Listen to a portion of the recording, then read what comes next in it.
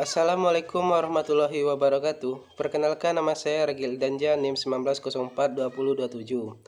Pada video kali ini saya akan memberikan sedikit penjelasan tentang perencanaan SDM. Perencanaan SDM meliputi 3 poin, yaitu analisa kebutuhan sumber daya manusia dan faktor-faktor yang mempengaruhi analisa tersebut, kemudian formasi dari sumber daya manusia. Analisa kebutuhan sumber daya manusia merupakan permintaan akan kebutuhan sumber daya manusia oleh suatu organisasi. Kebutuhan tersebut bukan hanya dari segi kuantitas atau jumlah dari sumber daya manusia yang dibutuhkan, tetapi juga merupakan kualitas dari manusia itu sendiri. Mengapa demikian? Karena kualitas merupakan salah satu faktor terpenting dalam keefektivitas dan efisiensi organisasi. Dalam melakukan analisa kebutuhan sumber daya manusia, terdapat beberapa faktor yang mempengaruhi dalam proses kegiatan tersebut. Contohnya yaitu faktor eksternal adalah kondisi lingkungan bisnis yang berada di luar kendali perusahaan, yang berpengaruh pada rencana strategi dan rencana operasional, sehingga langsung atau tidak langsung berpengaruh pada perencanaan sumber daya manusia. Faktor eksternal tersebut pada dasarnya dapat dikategorikan sebagai sebab atau alasan permintaan SDM di lingkungan sebuah organisasi atau perusahaan. Contoh-contoh dari faktor eksternal yaitu: yang pertama, ekonomi nasional dan internasional. Faktor ini pada dasarnya berupa kondisi dan kecenderungan pertumbuhan ekonomi dan moneter nasional dan internasional yang berpengaruh pada kegiatan bisnis setiap dan semua organisasi atau perusahaan. Yang kedua, sosial, politik, dan budaya. Faktor ini tercermin dalam kondisi kehidupan bermasyarakat, berbangsa, dan bernegara di wilayah tempat operasional sebuah organisasi atau perusahaan menjalankan operasional bisnisnya.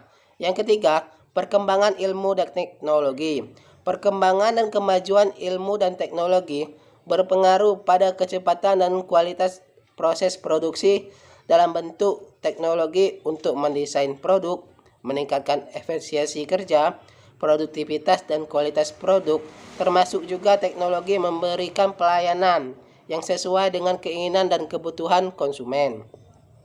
Organisasi yang tidak mampu mengadaptasi kemajuan dan perkembangan teknologi baru yang canggih dalam melaksanakan pekerjaan akan ditinggalkan atau tersisih dalam konteks persaingan. Kemudian, terdapat juga faktor internal yang mempengaruhi dalam proses analisa kebutuhan sumber daya manusia. Faktor internal adalah kondisi persiapan dan kesiapan sumber daya manusia sebuah organisasi atau perusahaan dalam melakukan operasional bisnis pada masa sekarang dan untuk mengantisipasi perkembangannya di masa depan.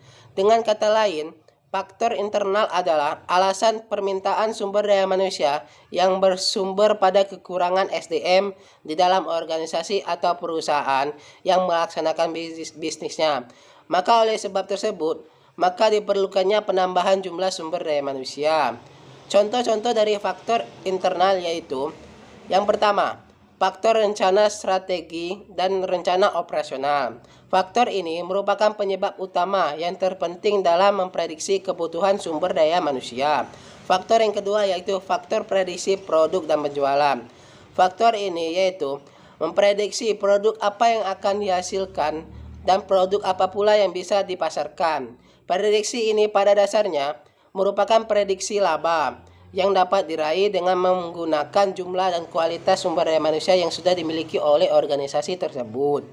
Kemungkinan hal tersebut dapat meningkatkannya jumlah produktivitas dan kualitas dari produk yang dihasilkan. Faktor yang ketiga yaitu faktor pembiayaan sumber daya manusia.